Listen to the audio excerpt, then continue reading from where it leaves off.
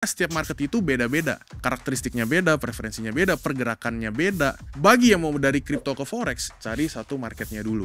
Lo harus punya trading plan yang jelas. Lo hold bakal TP di sini, SL di sini. Jangan sosokan jadi peramal market. Karena kita ini retail, kita nggak punya data yang institusi punya.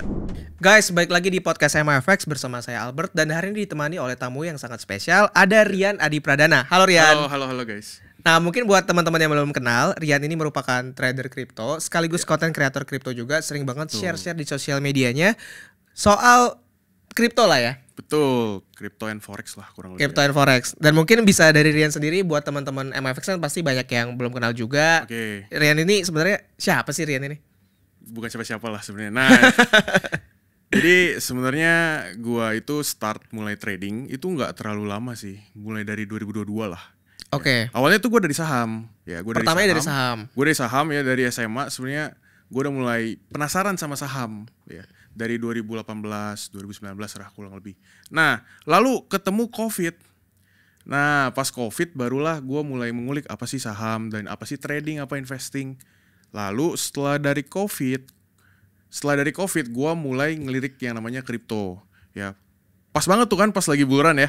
2020, 2021, lu buy apa aja, tembak apa aja, naik semua. Semuanya naik berkali-kali lipat. Beli BNB naik sedikit, lu TP, besoknya balik lagi. Nah, jadi gua di sana ngeliat, oh ini ada potensi nih sebenarnya nih ya, mau di kripto. Dan juga awalnya tuh gua nggak percaya yang sama namanya technical analysis. Ya, gua bener-bener nggak percaya apa nih analisa tarik garis, analisa pakai Fibo, pakai MA. Gua nggak percaya di situ. Cuma sejak 2022, 2023 itu kripto kan udah mulai downtrend ya. Udah mulai bear market, lalu di sana baru gua ngulik sebenarnya forex itu bisa nggak sih jadi next targetnya gitu. Karena kita ngomong jujur aja lah, kalau saham bisa turun. Ya. Betul. Kripto juga bisa turun nih. Misalnya Bitcoin pas lagi bear market dari 60.000 turun ke 15.000. Ya. Cuma kalau di forex mau market naik, market turun itu kan lu bisa ada dua arah gitu loh, mau long, mau short. Jadi ketika market kripto lagi berdarah-darah, gue baru mulai shifting ke forex kayak gitu. Jadi kira-kira awal mulanya seperti itu ya? Iya, betul sekali. Tapi kalau dengar dari Rian tadi cerita, artinya mulainya itu justru early banget ya, waktu masih bangku sekolah? Iya benar, dari SMA. Jadi gini, ini buka-bukaan aja ya. Jadi bokap gue itu orang banks. Jadi gue dari dulu udah diajarin tentang saham. Jadi pas mulai ke saham gue diajarin bokap gue, terus juga gue penasaran nih pakai BCA Sekuritas. Jadi gue ngulik-ngulik. Awal pertama gue itu cuma beli BCA doang, bro. Beli BCA, beli BCA doang ya. Jadi dari uang jajan, terus juga dari income lain ya. Jadi dulu gue waktu SMA itu gue ada jualan nasi kotak, terus gue juga ada jualan barang in game ya. Itu semua gue alokasiin ke BCA, gue tembak-tembakin tuh. Nah pas mulai bear market ya, saham itu kan 2020 Covid tuh. Turun semua. Nah jadi gue TP BCA gue shifting ke cryptocurrency gitu. Terus mungkin banyak yang bertanya nih, kok lu bisa sih trading saham tapi belum umur 17? Ya biasa tuh rame kayak gitu tuh. Bener ya kan? Pasti banyak yang nanya nih, belum ada KTP kok bisa trading saham? Jawabannya satu, simple. Gue numpang pakai nama bokap gue. Jadi di BCA Sekuritas itu dulu bisa tuh ya untuk tembak ke satu akun lagi kayak gitu. Jadi ya gue nyicil di sana, awal di saham. Oke. Dan artinya kalau bisa dibilang dari awal banget dulu, dari bangku sekolah sampai sekarang tuh udah nyobain semua lah. Udah. Saham udah, kripto udah, forex udah. Betul. Nah kalau dari Bro Rian sendiri, sejauh ini yang paling nyaman tuh di mana?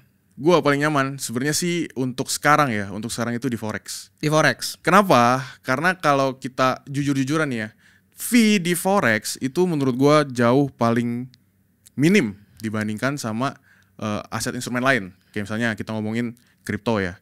Kripto lu kalau market atau kalau limit itu fee-nya jauh lebih gede daripada trading di forex.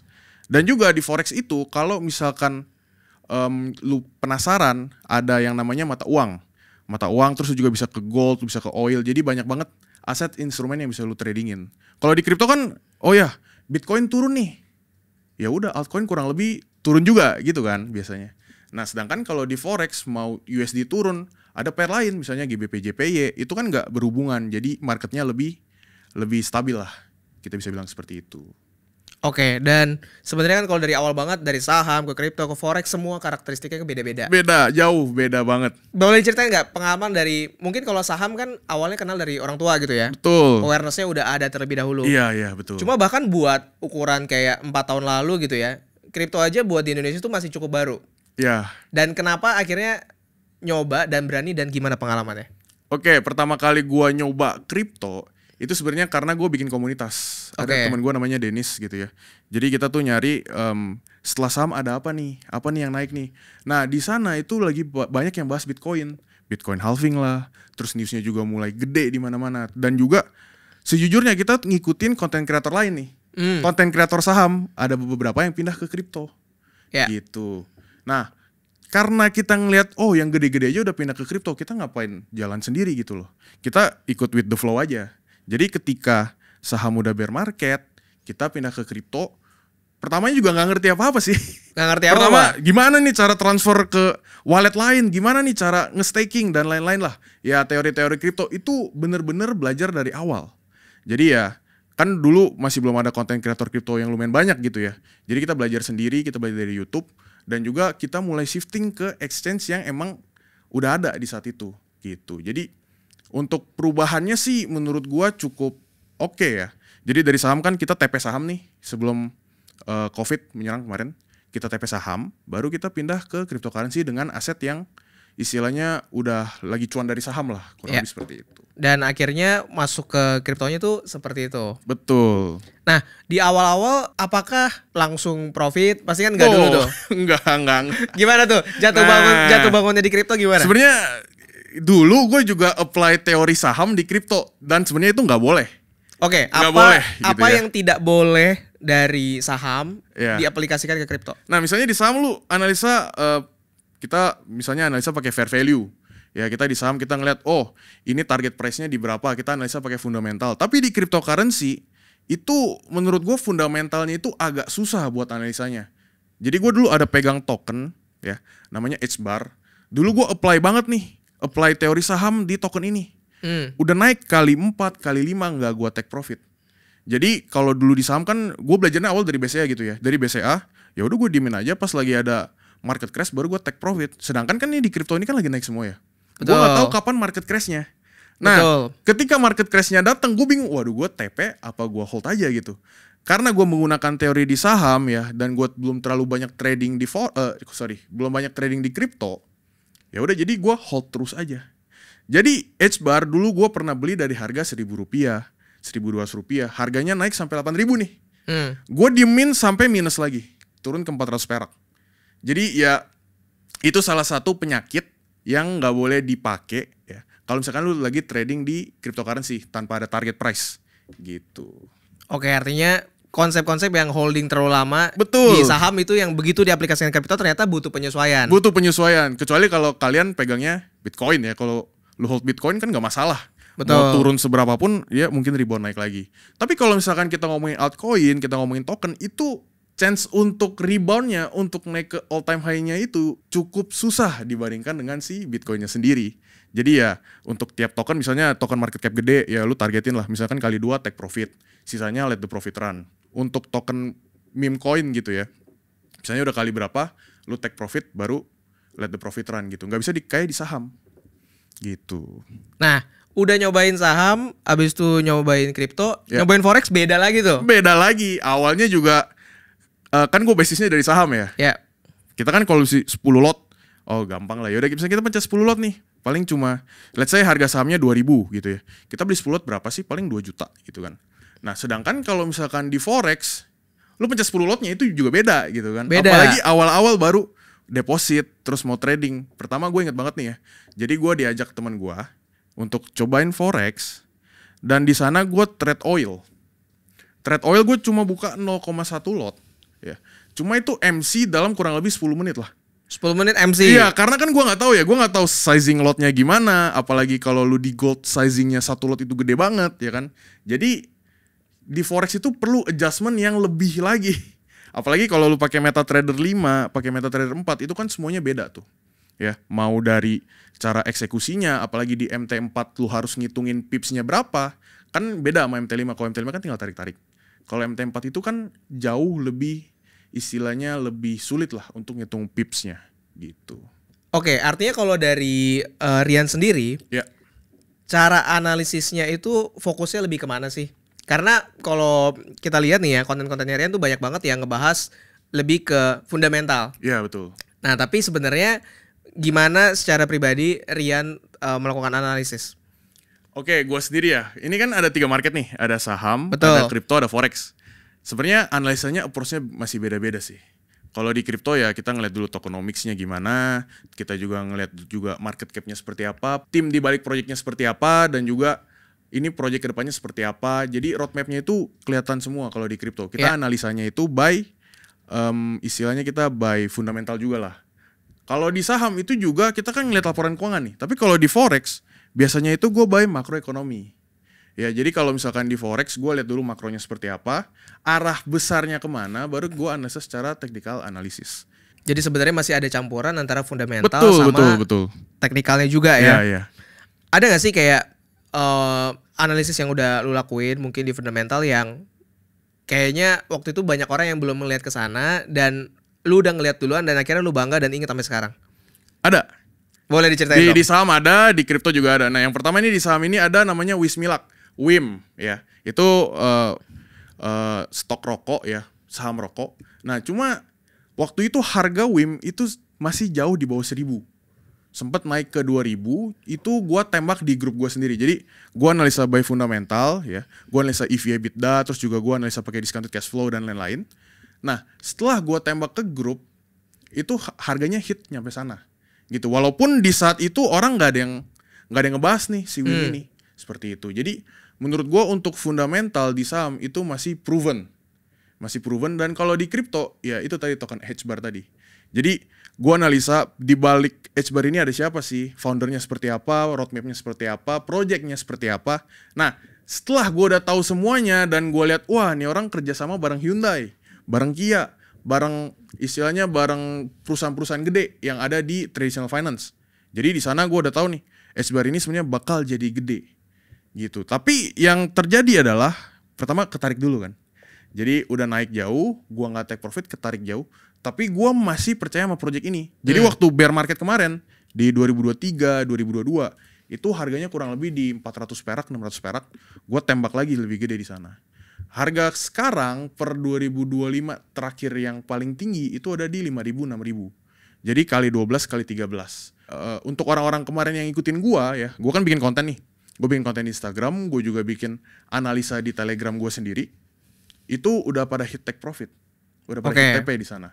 Untuk kripto ya, untuk HBAR gitu. Oke, menarik. Dan yang bikin gue penasaran waktu dengar cerita lu adalah banyak banget orang yang di saat trading akhirnya itu lebih banyak fokus ke analisis teknikal. Betul. Dan kalau analisis teknikal pun kebanyakan kan orang belajarnya bisa dibilang aksesnya lebih mudah ya. Iya, di betul, YouTube betul banyak tutorialnya, di sosial media banyak konten kreator yang sharing juga gimana caranya. Gimana seorang Rian waktu itu akhirnya pertama kali belajar fundamental? Karena kalau sekarang gue ditanya gue mau belajar fundamental kemana aja, gue sebenarnya masih bingung tuh. Oke, berarti ini kita ngomongin ke kripto dulu berarti ya. Betul, boleh. Oke, jadi kalau kripto sebenarnya itu dari hasil penasaran dulu sih. Oke. Fundamental gue juga nggak tahu nih baseline-nya itu gimana dari awal. Nah, yang pertama gue cari adalah tokennya dulu. Dari tokennya kita analisa apakah token ini punya potensi dalam hal itu dia nggak printing token baru, terus dia juga ada burning ya, terus dia juga istilahnya nggak overinflated supply-nya. Jadi di sana lu cari tahu dulu nih token ini tuh sebenarnya bakal bagus atau justru sama kayak fiat. Karena kan kalau fiat lu lihat mereka itu cetak duit terus-terusan ya kan. Jadi istilahnya value-nya menurun. Sedangkan kalau di kripto itu ada beberapa yang udah lock. Jadi istilahnya dia nggak bisa cetak token baru. Nah itu yang poin penting yang pertama. Lalu yang kedua, kalau yang kedua itu kalian harus lihat projectnya ini mau kemana. Ya, entah lihat dari white papernya, entah lihat dari light paper. Jadi semua di dokumentasinya itu pasti ada. Ada dokumentasinya, terus kita lihat nih, apakah dokumentasinya ini properly made ya, dibuat dengan proper, atau cuma kayak ya menjelaskan data-data hal-hal yang keren, yang untuk cash grab seperti itu. Dan juga kita harus lihat apakah si token ini gelontorin duitnya kemana. Apakah dia ke community kah, atau cuma ke event kah, atau cuma untuk istilahnya bagi-bagi duit kah? Jadi di sana itu walaupun kita cari piece by piece ya, tapi nanti lama-lama kita akan menemukan satu kesatuan. Apakah token ini overall bagus atau cuma dia ingin cash grab? Karena kalau kita lihat bro, di tahun ini banyak token baru muncul ya. Mungkin 1 bulan 2 bulan naik nih, bulan ketiga hilang, bulan keempat udah gak ada yang bahas lagi. Jadi untuk analisa fundamental di suatu token itu diperlukan kesabaran sih. Jadi lu ngikutin nih beritanya, apakah entah dari Reddit ya, kalau Reddit, social media Reddit itu tuh banyak banget yang ngebahas. Misalnya lu mau cari token A, lu cari aja Reddit token A. Nah banyak tuh yang bahas, orang-orang pada bahas, pada kirim istilahnya ada dokumennya, ada reviewnya dan lain-lain. Nah lu bisa cari mental notes di sana. Jadi lu notesin semua nih, oh ini seperti ini, seperti ini, seperti ini. Terus cari beritanya, apakah si token ini kerjasama bareng entah pemerintahan, entah traditional finance, atau entah perusahaan yang emang udah gede gitu ya. Atau dia jalan sendiri nih dengan founder yang nggak dikenal.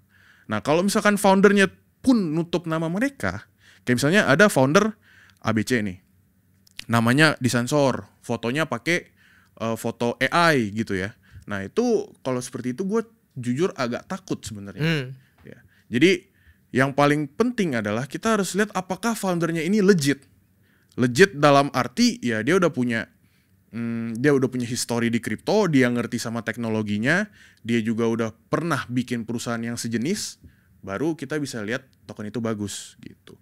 Kalau fundamental di kripto menurut gue jauh lebih gampang sih daripada di saham sih. Justru lebih gampang. Justru lebih gampang. Soalnya lu bisa cari di internet, lu bisa lihat langsung, lu bisa baca-baca. Kalau di saham ya, fundamentalnya jauh lebih susah karena lu harus buka laporan keuangan. Oke. Ya, lu harus buka laporan keuangan. Pertama lu download dulu laporan keuangannya dari IDX. Ya. Itu zaman gua dulu. Mungkin sekarang untuk aksesnya lebih gampang ya. Mungkin ada RTI dan lain-lain untuk ngelihat fundamental reportnya. Ya, financial report. Sedangkan kalau di zaman dulu lu harus buka semuanya nih, baca. Ya, mau kita lihat laba arus masuknya seperti apa, kita lihat neraca keuangannya seperti apa. Pokoknya permainan angka lah. Kalau di kripto, gue jarang buka Excel. Kalau di saham itu full Excel. Ya, jadi di komunitas gue dulu waktu di saham, itu banyak banget gue kirimin Excelnya. Ya, sama gue ngejelasin ke mereka, gimana sih cara analisa saham, jauh lebih pusing. Jadi reviewnya itu, wah kok ini jauh lebih pusing lah kalau di saham. Lu buka Excel, lu jelasin angka semua ya. Jadi misalnya gue buka kelas gratis gitu ya, untuk kita ngebedah saham A misalnya. Itu gue share screen PPT, terus gue share screen Excel. Nah pas di Excel itu orang, waduh kok ini otak gue panas, bla bla bla bla. Jauh lebih susah gitu dibanding kripto. Kalau kripto kan ya udah kita jelasinnya nyantai nih, kita jelasinnya secara istilahnya tangible lah, ya bisa kelihatan nih semuanya. Ada newsnya, ada beritanya, terus juga ada foundernya seperti itu. Jadi ya lebih gampang sih di kripto untuk analisa fundamental. Kalau di forex? Nah kalau di forex gue jujur biasanya pure technical sama makroekonomi. Kemarin kan ada red cuts, midtermnya itu mau kemana sih USD ini? Kalau ada red cuts, logiknya ya USD-nya itu kemungkinan besar menurun by teori ya kan, karena sudah ada pemangkasan suku bunga. Nah ketika lu udah tahu mau kemana arah USD-nya, baru lu bisa cari misalkan kayak gold, kita cari long. Untuk euro USD kita cari long juga seperti itu. Karena kan kita lawan yang dibanding USD gitu. Oke, kalau di ranking nih artinya nih, tingkat kesulitan tuh untuk analisis fundamental itu paling susah apa, paling mudah yang mana? Oke, nomor 1 menurut udah pasti. Bro Rian nih ya, bukan berarti ini absolute truth gitu ya. Iya, yang pertama udah pasti saham. Saham paling susah. Saham paling susah. Lu apalagi lu mau analisa discounted cash flow ya, itu lu harus punya present value-nya, future value-nya, terus ntar lu discount lagi, ada dividen discount model, itu terlalu banyak menurut gua. Jadi ya kalau misalkan kayak retail susah lah untuk analisa saham, itu berat banget. Apalagi lu nggak ada istilahnya bukan di bidang finance ya, lu mau mencoba analisa fundamental sendiri, itu mungkin agak berat karena pembelajarannya cukup memusingkan. Kalau yang kedua ya cryptocurrency. Karena kan lu bisa ya udah cari-cari aja dari berita, terus juga cari foundernya seperti apa, analisa tokennya cuma lihatlah di CoinMarketCap ya. Di CoinMarketCap terus lu lihat lagi di istilahnya kalau misalnya dia token DeFi, analisa DeFi-nya seperti apa, DEX-nya seperti apa. Kalau di forex ya kalian lihat news lah biasanya. NFP, terus juga ada rate cuts ya. Kita bisa ngeliat the Fed interest decision. Lalu sisanya itu bisa pakai technical analysis gitu. Oke, artinya justru yang paling mudah itu di forex. Bener, gitu ya? bener banget. Ini yang kata orang yang udah nyoba tiga-tiganya. Iya. Nah, mungkin yang penasaran selanjutnya kan kalau di saham, mungkin di kripto lebih ramai sih. Banyak banget itu kasus di mana akhirnya cuma koin dirilis, terus cuma buat ngambil cuan doang, terus akhirnya orang rugi semua gitu ya. Iya. Nah, itu bisa diceritain nggak sebenarnya itu apa yang terjadi dan apakah itu jadi pertimbangan buat akhirnya pindah ke forex juga gitu? Oke, sebenarnya kalau di kripto itu karena mungkin ini zona abu-abu ya. Kan nggak terlalu regulated. Siapa aja bisa launching token, siapa aja bisa launching meme coin. Apalagi ada website namanya Pump Fund ya. Jadi kalian di sana bisa bikin meme coin sendiri. Nah, karena kecilnya regulasi dan juga bisa anonymous ya, orang bikin token anonymous. Mereka bisa bikin event jor-joran, mereka bisa promosi jor-joran, duit investor dipakai buat hal yang nggak penting ya, untuk promosi, untuk marketing, tapi nggak ada untuk development. Jadi banyak hal seperti itu gitu. Ditambah nih sekarang kan pemain kripto udah lumayan banyak ya, dibandingkan dengan 2021. Ketika orang semakin banyak ya, flow ke kripto semakin banyak bener, tapi cycle-nya semakin kecil. Misalnya, 2024 itu ada cycle RWA, terus nanti nextnya ada AI, terus ntar nextnya ada GPU gitu ya, ada GPU yang decentralized. Jadi karena istilahnya terlalu cepat ya, temanya terlalu cepat, jadi mereka itu ya udah ketika launching, naik kayak render ya, naik jauh. Abis itu ketika semua orang udah TP, nggak ada yang mau beli lagi, udah ganti lagi cycle-nya, udah ganti ke tema yang lain gitu. Jadi lebih berat untuk kripto sekarang bisa recover ke all time high gitu. Jadi banyak yang istilahnya cash grab lah. Banyak yang istilahnya cash grab gitu. Sedangkan kalau misalnya kita ngomongin di forex itu kan nggak bisa gitu. Oke, tadi kita udah banyak berbicara fokus ke analisis fundamental ke setiap instrumen gitu ya. Dan semua beda-beda. Pastinya pun di analisis teknikal mungkin beda-beda juga. Benar. Bisa diceritain nggak pengalamannya analisis teknikal di saham, di kripto, sama di forex? Oke, yang pertama di saham kalau analisis teknikal itu ya kita pakai time frame-nya daily, which is sangat lama ya kalau buat saham, ya kan? Kita nggak bisa nih analisa saham 15 menit, apalagi time frame 30 menit gitu, itu sangat susah. Jadi ya kalau misalnya kita mau analisa teknikal di saham, itu perlu daily bahkan weekly, ya digabungin sama fundamental. Jadi menurut gua untuk saham, analisa teknikalnya itu sangat minim lah. Cuma di saham, lucunya dia itu sangat respect sama teknikal. Ya. Oh gitu. Sangat respect sama teknikal, misalnya support di mana atau enggak mantul di Fibo ya, Fibo 0,5 0,618. Jadi di saham walaupun lama dia itu respect teknikal. Sedangkan kalau kripto bisa cepet nih. Kripto bisa cepet, tapi ya teknikalnya bisa nggak akurat. Contoh kayak Bitcoin. Analisa Bitcoin itu sangat susah pakai technical analysis. Kecuali kalian punya teori sendiri. Ya, misalkan mau analisa apa nih? Double bottom nih. Di breakdown ke bawah gitu. Jadi bener-bener nggak selalu akurat di cryptocurrency. Nah kalau di forex itu justru agak beda. Ya misalnya lu pair GBP JPY ya sama Euro USD, itu cara analisanya juga beda. Setiap pair itu kan punya istilahnya punya preferensi masing-masing tuh dia. Mau Euro analisanya seperti apa, GJ seperti apa, Gold juga seperti apa. Jadi setiap pair di setiap pair di forex itu punya preferensinya masing-masing. Jadi kalau misalnya lu sering trade gold, ya udah trade gold aja, cari ritmenya, cari cara analisanya seperti apa. Jangan kalau misalkan lu udah fokus di gold, loncat-loncat ke GJ, ke EU ya. Karena mereka punya preferensi yang beda-beda gitu. Paling gampang sih untuk analisa teknikal masih tetap di saham. Di saham, artinya pertama yang paling gampang saham, Kedua itu masih di forex. Justru kripto yang paling susah. Kripto paling susah karena ya lu udah analisa teknikal ya. Kalau misalnya tiba-tiba ada news, mungkin ini sama ya antara forex sama kripto ya. Forex misalnya ada news harusnya ke bawah, tiba-tiba jebret naik, apalagi ada NFP gitu ya.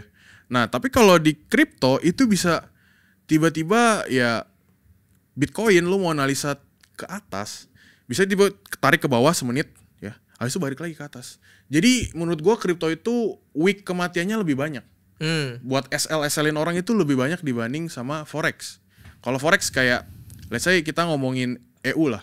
EU biasanya itu ada week kalau ada news atau enggak lagi di jam trading US gitu ya. Sedangkan kalau lagi di jam trading biasa kayak misalnya di sesi Asia, di sesi London, itu jauh lebih kalem lah. Tapi kalau kripto lu mau malam mau pagi itu geraknya parah banget. Ya jadi weeknya itu lebih banyak di cryptocurrency. Tapi di kripto ini kita ngomongin Bitcoin ya, karena kan cakupannya terlalu banyak.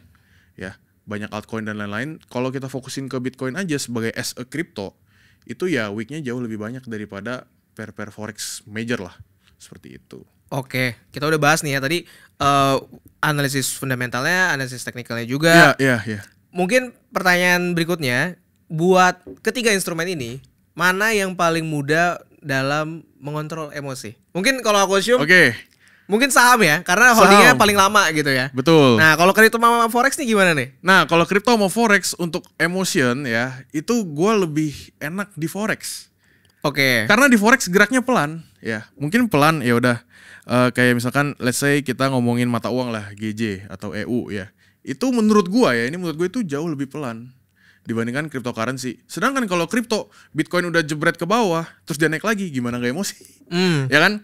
Kita misalnya lagi long nih, ditarik ke bawah, long squeeze. Udah turun ke bawah, dia naik lagi ke titik kita entry. Bahkan jadi cuan. Nah itu menurut gue lebih kena mental sih di kripto sih. Kalau forex ya oke lah, karena kan lot lu bisa kecil dan juga marketnya pergerakannya nggak segila kripto. Jadi menurut gue jauh lebih aman untuk emosi kita sih di forex. Tapi kalau loss ya sama aja dua-duanya. Sama-sama aja kripto, ya. Mau forex juga tetap sedih lah kalau kena SL ya kan. Oke, buat teman-teman yang mulainya dari kripto dulu, mungkin banyak yang ngikutin Rian juga. Apa sarannya buat mereka yang dari kripto mau terjun ke forex? Dari kripto ke forex ya? Ya. Oke, yang pertama adalah adjust marketnya dulu ya. Lu pastiin lu seneng sama marketnya. Karena lu nggak bisa paksain nih kalau misalnya lu awalnya di kripto mau pindah ke forex, itu harus punya kepercayaan diri dulu. Jangan tiba-tiba lu loncat ke forex, terus nanti kok susah ya balik lagi. Jadinya setengah-setengah gitu. Lalu yang kedua, marketnya itu berbeda setiap pair. Jadi fokus ke satu pair terlebih dahulu. Ini yang harus gue tekenin ya. Fokus ke satu pair terlebih dahulu karena di sana lu harus belajar dulu ini seperti apa, terus juga dia preferensinya seperti apa. Jadi nggak selalu harus sebarin duit lu ke setiap tempat. Misalnya lu trading di oil, ya udah oil aja. Di EU ya EU aja, atau di GJ aja gitu. Jangan lu abis loss di sini, aduh gue ganti market deh.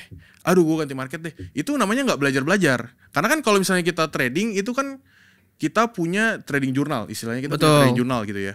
Kita ngeliat nih kesalahan kita di mana sih. Lalu kita catetin, kita mental notes atau bahkan ya kalian bisa rekap sendiri gitu kan. Lalu ya udah, nextnya gue harus begini. Tapi kalau misalnya lu pindah-pindah market, berarti harus ada 4 jurnal dong. Lebih berat gitu kan istilahnya. Karena setiap market itu beda-beda ya. Karakteristiknya beda, preferensinya beda, pergerakannya beda. Jadi ya bagi yang mau dari kripto ke forex itu gue tekenin cari satu marketnya dulu, cari satu pairnya dulu seperti itu. Lalu ya jangan langsung all in, oke? Jangan langsung all in, pelajarin lotnya seperti apa, sizingnya seperti apa, karena di forex dan kripto itu jauh berbeda. Ya, misalnya lu satu Bitcoin, ya itu $100.000. Tapi sedangkan di forex itu lu bukan 0,1 gold, itu udah geraknya kenceng banget. 10 pipsnya itu udah gede banget lah. Ya, jadi pastikan lu harus adjust sama cara trading style lu, oke? Jadi lu nggak bisa langsung asal tembak dan juga pakai duit sedikit dulu lah, ya. Tes ombak dulu, gitu. Artinya memang tadi ya, mesti jangan coba pair terlalu banyak dulu. Bener. Karena bahkan banyak banget pemula yang pas terjun akhirnya boro-boro fokus ke satu pair. Dicoba semua dulu tuh. Nah, dicoba semua dulu itu artinya lu nyumbang duit gitu. Nyumbang duit. Misalnya ada 90 pair nih, lu mau major pair, lu mau exotic pair, lu mau masuk ke oil, XAG, XAU, ya itu kan banyak banget marketnya. Ya lu mau gimana gitu kan ketika ini kita ngomonginnya sebagai lapangan nih ya, misalnya lapangan XAU, lapangan XAG, mungkin itu ada yang berbukit-bukit, terus juga ada yang berbeda sama yang lain. Jadi ya lu master in one place dulu baru loncat ke tempat lain gitu. Karena gue dulu seperti itu ya, gue seperti itu dan gue belajar dari kesalahan gue sendiri, kesalahan yang sangat bodoh ya. Jadi gue dari EU loncat ke oil, terus gue loncat ke GJ, loncat ke Audi NZD, ya, loncat ke major pair, dari major pair ke eksotik, itu hasilnya apa? Zonk. Karena lu nggak ngerti marketnya, lu analisanya dengan cara yang sama tapi di market yang berbeda, itu hasilnya juga bisa berbeda gitu. Oke, karena kebanyakan orang tuh biasa mikirnya, wah kalau lebih banyak nih, lebih ada opportunity-nya nih, cuannya Bener. lebih banyak.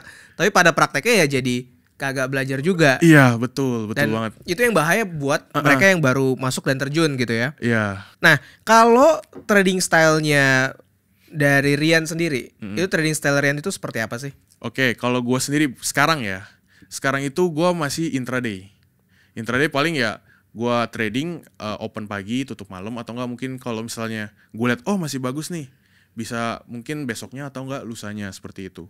Kalau dulu gue itu tipenya long term holder.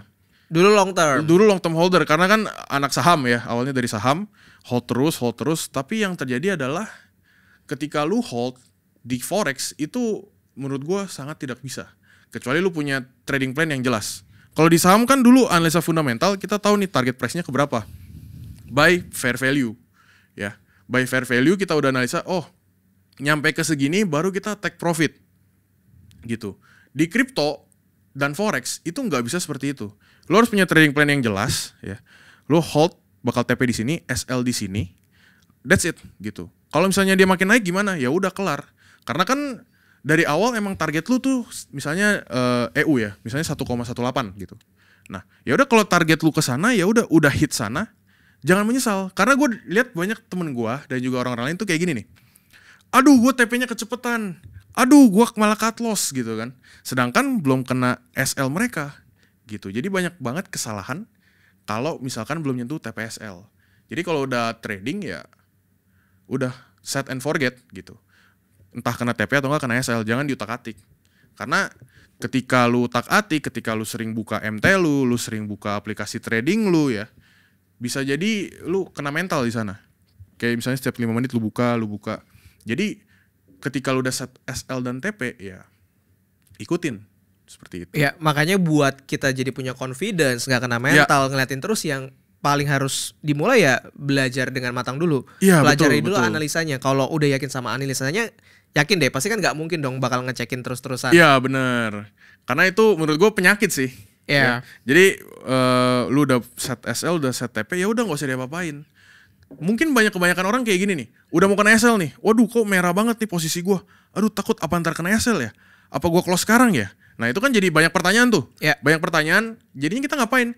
Aduh daripada kena SL yaudah gue cut loss aja deh, gue CL aja, gue pencet sekarang nih ya. Terus ntar dia rebound naik gitu. Kena mental kalau kayak gitu. Jadi ya better belajar dengan matang dulu, udah tahu TPSL-nya di mana dan lupakan gitu. Ketika lu udah kelar open, ketika lu udah kelar eksekusi ya udah. Targetnya ya TPSL lu gitu. Karena ketika lu set TP dan SL tapi nggak lu respect, itu artinya lu nggak percaya diri itu artinya lu nggak percaya sama diri lu sendiri gitu. Lu udah set SL, udah set TP, tapi lu malah membohongi diri lu sendiri. Lu close lebih cepet, lu malah take profit lebih cepet, seperti itu. Karena ya SL dan TP itu adalah hasil analisa lu sendiri gitu loh. Ketika lu nggak percaya sama diri lu sendiri, gimana lu mau cuan? Ya seperti itu kurang lebih lah. Oke, kalau dari ketiga market ini, saham, kripto, forex, secara keseluruhan yang paling sulit buat dipelajari sama pemula itu yang mana? Paling sulit, kripto. Ya. Kripto paling sulit. Kripto masih paling sulit karena kan kalau forex kita eksekusi buy, sell, withdraw, deposit, ya kan. Saham juga sama tuh, kita buy, sell, withdraw, deposit. Kalau di kripto kita bisa buy, sell, withdraw, deposit, send to another address, bisa staking, bisa muter di DeFi.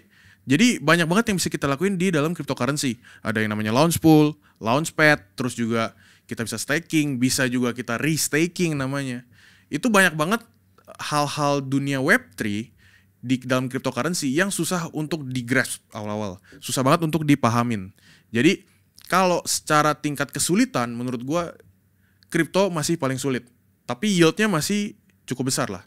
Karena kan kalau misalnya sulit tapi yieldnya kecil, buat apa gitu. Ya. Sedangkan kalau semakin sulit tapi yieldnya semakin rewarding, ya itu nggak masalah. gitu. Kayak misalkan lu masuk ke dunia Web3, masuk ke DeFi, staking kripto, terus lending, borrowing, muter-muterin duit lu di dalam dunia Web3.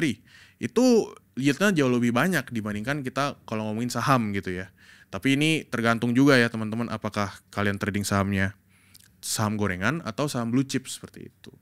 Tapi overall untuk menurut gue sih kripto masih paling susah sih. Kripto paling susah, yang paling mudah artinya? Yang paling mudah saham. Saham. Betul. Forex di tengah-tengah nih. Forex ya. di tengah-tengah. Karena tadi di kripto banyak juga istilah-istilah baru yang perlu dipahami, banyak Betul. juga opportunity-nya yang itu juga perlu dipahami tuh buat mengerti gitu ya. Opportunity di kripto itu masih banyak lah, istilahnya nggak cuma lu bisa jual beli, tapi bisa lu puterin, bisa lu jadiin aset lain gitu ya. Bahkan bisa lu pakai untuk transaksi, untuk gas fee. Jadi untuk analisa kripto menurut gue cukup sulit ya. Analisa in a whole-nya ya, tapi bukan untuk valuasi fundamental. Seperti itu. Dan kalau kita berbicara kripto kan itu buat orang awam terkesannya tadi tuh ada istilah-istilah Web3 lah apalah. Iya benar. Futuristik banget gitu ya. Iya. Apakah Forex masih relevan di era seperti ini? Masih relevan, Forex akan terus relevan selama masih ada ekonomi. Oke. Karena gini, ya udah Forex itu kan nggak harus kita cuma trading di MT, ya kan, nggak harus kita pakai leverage kali 1000, kali 2000, kali 500. Forex antara kita Indonesia Malaysia aja kan ada mata uang, ada Betul. IDR, ya. Terus juga kalau misalnya kita ngomongin gold, ya kita ngomongin komoditi itu kan akan selalu ada.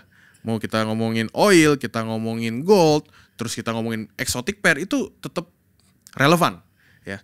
Karena gini, gue percaya ketika nanti bear market di cryptocurrency ataupun bear market di saham gitu ya, istilahnya lagi koreksi besar-besaran, Forex itu bakal thriving kok. Karena kan ya walaupun ini aset kelas saham ya sama kripto itu drop, tapi kan Forex ini market two ways gitu. Kalau misalnya logiknya gini deh, kalau kita short Bitcoin maksimalnya kan ke 0 ya. Tapi kalau kita short gold kan nggak mungkin ke 0. Ya. Jadi istilahnya masih dua arah gitu, masih aman. Walaupun mau lagi bear market kayak mau lagi marketnya bagus kayak, Forex itu masih akan terus relevan seperti itu. Oke, artinya meskipun kita sudah perkembangan zaman makin maju gila-gilaan, AI banyak, udah futuristik banget. Iya. Forex artinya masih cukup relevan lah ya. Betul, selama ya masih ada ekonomi tadi. Kalau negaranya masih punya mata uang ya Forex akan hidup gitu.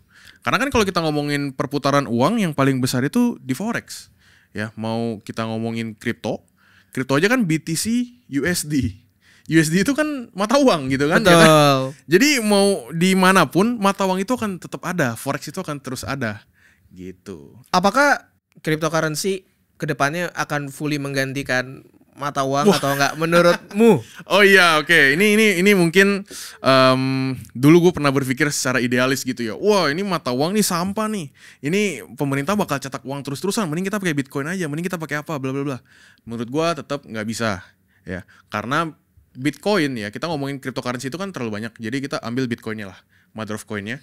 Bitcoin itu bisa jadi store of value, aset store of value seperti emas. Ya. Tapi nggak bisa digunakan untuk transaksi. Kenapa? Karena gas fee-nya mahal. Dan juga ketika semua orang udah pegang Bitcoin ya, Bitcoin miningnya udah kecil, itu akan semakin mahal gas fee-nya. Perputarannya akan semakin kecil, semakin berat lah untuk transfer Bitcoin. Jadi selama mau teknologi semaju apapun, misalnya nanti Bitcoin jadi reserve gitu ya, kan Bitcoin udah jadi reserve nih di US. Cuma untuk transaksi ya, untuk transaksi monetary itu masih akan terus menggunakan mata uang. Oke, jadi buat yang banyak nih yang garis keras, wah Forex mah udah ketinggalan Ya, zaman, benar, udah benar, jadul. benar. Kayaknya ke depan juga nanti cryptocurrency bakal masuk ke kehidupan kita. Iya. Bisa jadi tidak seperti itu, tapi nggak tahu juga ya. Nggak tahu ke Nggak depannya tahu juga. gimana. Mungkin masuk tapi ya 100 tahun lagi kita nggak tahu gitu kan Benar. ya. Kan yang sekarang kita ngapain sih ngomongin ke depan gitu. Kita ngapain ngomongin wah nanti begini, nanti begini, nanti begini. Kenapa kita nggak lihat yang sekarang aja gitu. Ya. Lu kalau long gold ya dari 2000 itu udah kali berapa ya. Udah naik jauh banget goldnya. Seperti itu. Jadi daripada lu terlalu idealis, karena gue dulu juga idealis gitu ya. Gue ngeliat wah ini analisa teknikal apaan nih, sampah gitu. Dulu gue seperti itu. Gue jujur aja dulu gue nggak terlalu suka technical analysis karena gue nggak percaya tarik garis awalnya. Cuma karena ketika semua orang memakai satu hal yang sama, maka hal itu akan menjadi kebenaran, bakal jadi truth. Ya jadi gue ya mau nggak mau telan ludah sendiri, lalu ya kita trading pakai technical analysis gitu. Nah, jadi jangan terlalu idealis, tapi jadilah realistis ya. Karena yang di depan mata ini forex ada yang lagi bagus gitu ya. Misalnya gold naik terus gitu, cari long kan lebih gampang ya. Maksudnya lagi uptrend ya udah kita follow the trend daripada ini forex apa nih? Mending gua kripto aja gitu. Tapi kenapa nggak lu lebarin jalan lu sendiri? Cari 2 tempat yang berbeda untuk sumber income gitu. Daripada lu terlalu idealis, akhirnya lu cuma dapat satu doang. Tapi opportunity di satu tempatnya ini nggak lu pakai gitu. Oke, kalau Rian sendiri nih ngebagi portofolionya di saham, di kripto, sama di forex tuh kayak gimana sih pembagiannya? Oke, untuk sekarang karena di forex itu kan kita sebenarnya nggak bisa pegang terlalu banyak gitu ya. Kecuali lu pegang mata uang kayak misalkan kita pegang USD dalam kertas gitu ya. Untuk sekarang gue sendiri itu masih lebih banyak cash sih. Sekarang gue udah banyak cash. Kenapa? Karena sejak kriptonya naik di Bitcoin kemarin sentuh 120 ribuan. Tapi bukan yang barusan ya, yang kemarin bulan lalu. Yeah. Itu gue udah take profit kebanyakan dari token dan koin gue. Oke, udah gue jadiin cash, jadi cash ready. Untuk di saham gue masih wait and see.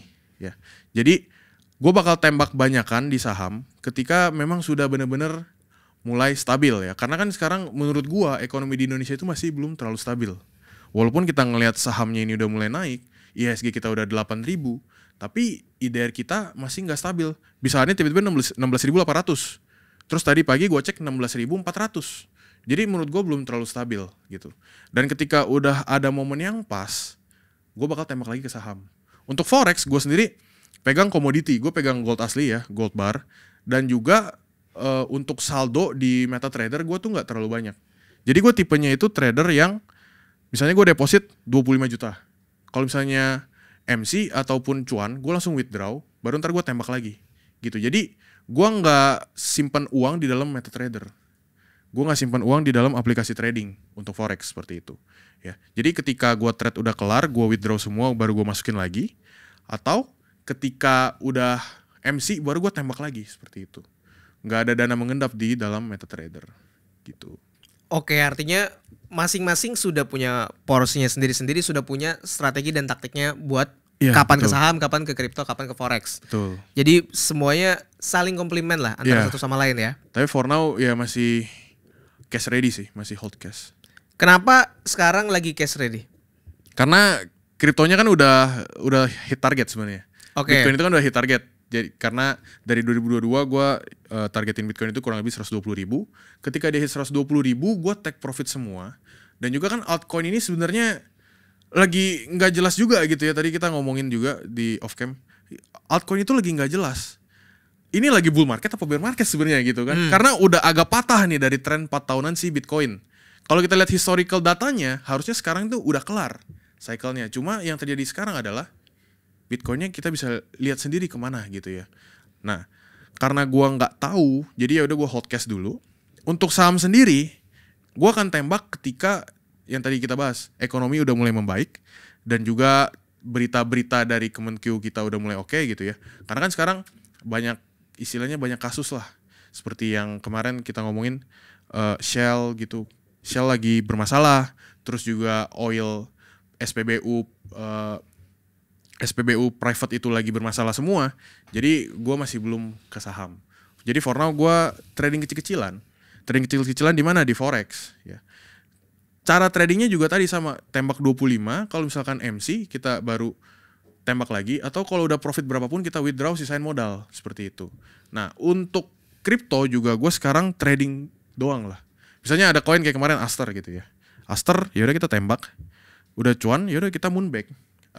Artinya ya kita withdraw modal kita. Terus sisanya kita diemin seperti itu. Dan artinya balik lagi nih, bahkan ada momen di mana cash ready itu juga merupakan sebuah strategi. Betul. Ketika lu nggak tahu marketnya mau kemana, jangan sosokan jadi prophet. Jangan sosokan jadi peramal market gitu ya. Karena kita ini retail, kita nggak punya data yang institusi punya gitu loh. Misalnya kita BlackRock nih, mungkin dia tahu arah market kemana.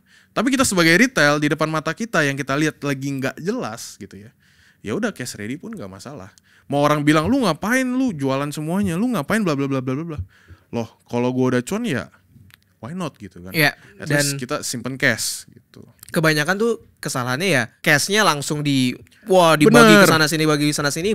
Padahal kan ada waktu di mana saat kita investing atau trading ke suatu instrumen itu bukan waktu yang tepat juga. Betul. Jadi kayak let's say kalian all in Bitcoin nih sekarang gitu ya. Menurut gue itu bukan hal yang wise untuk dilakukan karena dari segi target price, dari segi istilahnya risk and rewardnya itu udah nggak seksi lagi. Misalnya 120 ribuan. Mungkin di cycle kali ini gue bisa salah gitu ya. Mungkin targetnya 150 ribu. Tapi kalau drawdown-nya tuh bisa lebih jauh. Ya. Jadi sangat disayangkan kalau misalkan entry-nya sekarang gitu. Ya. Apalagi kalian all in ya. Jadi ketika kalian all in, istilahnya kalian udah nggak punya kartu lagi untuk dimainin. Misalnya kalian udah punya kartu bagus gitu ya, kalian masukin ke kripto, tapi kriptonya nggak sejalan sama sesuai yang kalian prediksi, ya. Yang kalian prediksi misalnya kripto naik, ternyata turun gitu. Nah ketika seperti itu, ya udah kalian udah nggak punya kartu lagi untuk dimainin. Jadi agak sayang kalau kalian tembaknya sekarang gitu, untuk di cryptocurrency apalagi Bitcoin.